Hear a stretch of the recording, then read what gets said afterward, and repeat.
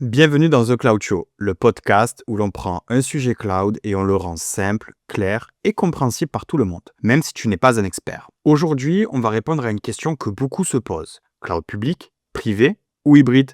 C'est quoi exactement et surtout lequel choisir? Alors, on prend un café, on souffle et on regarde tout ça ensemble.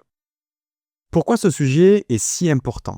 Quand on parle de cloud, on pense souvent au cloud public, avec Azure, AWS, Google Cloud. Mais il existe aussi le cloud privé et le cloud hybride. Et comprendre la différence, c'est essentiel pour faire les bons choix.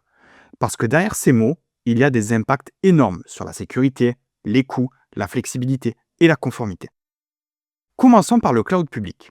Le cloud public, nous l'avons déjà évoqué lors du premier épisode. C'est le modèle le plus connu.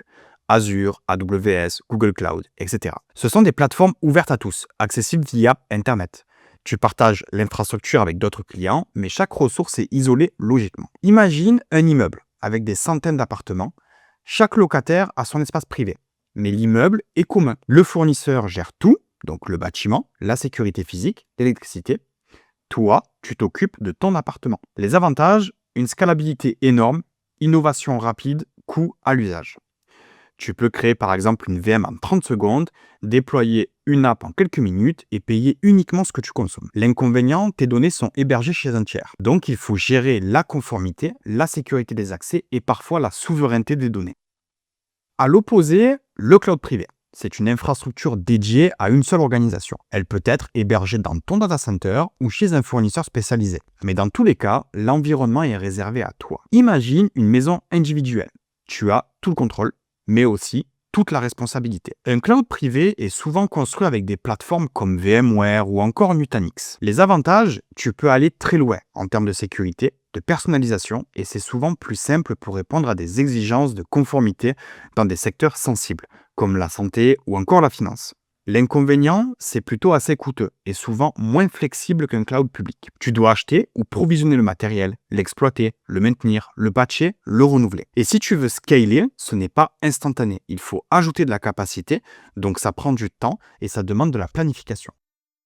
Et le cloud hybride dans tout ça? Le cloud hybride représente une combinaison idéale des deux mondes. Enfin, en théorie. Il s'agit de fusionner votre cloud privé avec un cloud public, tout en assurant leur communication. Imaginez que vous possédez une maison, mais que vous pouvez louer un appartement lorsque vous avez besoin de plus d'espace. Et concrètement, comment ça marche? Pour que ton cloud privé et ton cloud public travaillent ensemble, il faut des outils qui font le lien.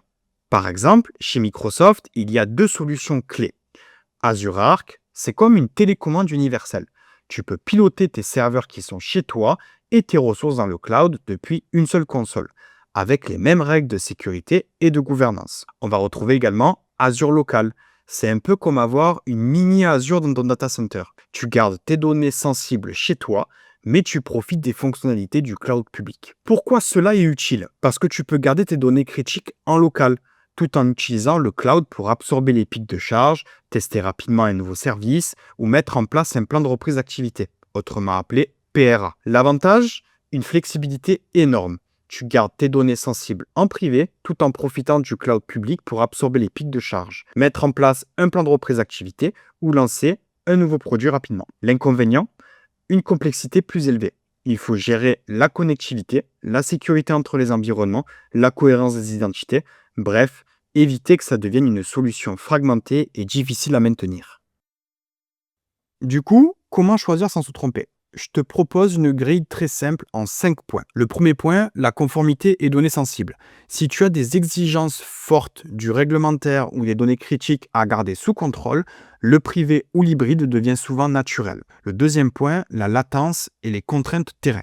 Si tes applis doivent être proches d'une usine, d'un site ou d'un système local, l'hybride est souvent le meilleur compromis. Troisième point, agilité et vitesse. Si tu veux tester vite, déployer souvent et scaler en un clic, le cloud public est généralement le plus efficace. Quatrième point, le budget et opération. Si tu veux éviter d'acheter du matériel et de le maintenir, le public aide beaucoup.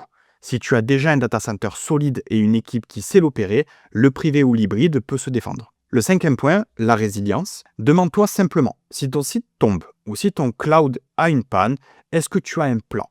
Et est-ce qu'il a été testé? Avec cette grille, tu ne choisis pas le cloud, tu choisis surtout le bon modèle pour ton besoin. Pour que ce soit plus clair, prenons 3 exemples. Une banque, une start-up, une entreprise industrielle.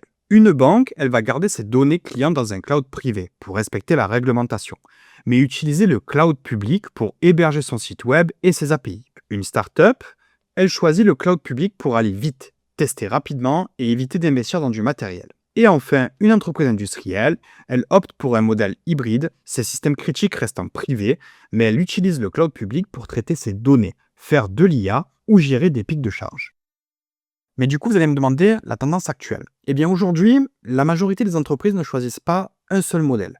Elles font du multi-cloud et de l'hybride. Pourquoi? Pour éviter la dépendance à un fournisseur cloud, pour optimiser les coûts et pour répondre aux contraintes réglementaires. Et il y a un autre sujet qui monte, la souveraineté des données. Certaines entreprises veulent s'assurer que leurs données restent dans un pays ou une région spécifique. C'est pour ça qu'on voit apparaître des clouds de confiance ou souverains. Mais nous aborderons ce sujet dans un autre épisode. Alors, qu'est-ce qu'il faut retenir? Le cloud public, c'est la vitesse et la flexibilité, mais tu restes responsable de la sécurité de tes applications et de tes données. Le cloud privé, c'est le contrôle et la sécurité, mais avec plus de gestion et de coûts. Le cloud hybride, quant à lui, c'est la combinaison des deux, mais avec plus de complexité. Et surtout, il n'y a pas de réponse unique. Le bon choix dépend de ton contexte, de tes contraintes et de tes objectifs. Merci d'avoir écouté cet épisode de The Cloud Show. Abonne-toi si tu veux comprendre le cloud sans te prendre la tête. C'était un plaisir de t'accompagner aujourd'hui et je te souhaite une excellente journée. On se retrouve très vite dans le prochain épisode.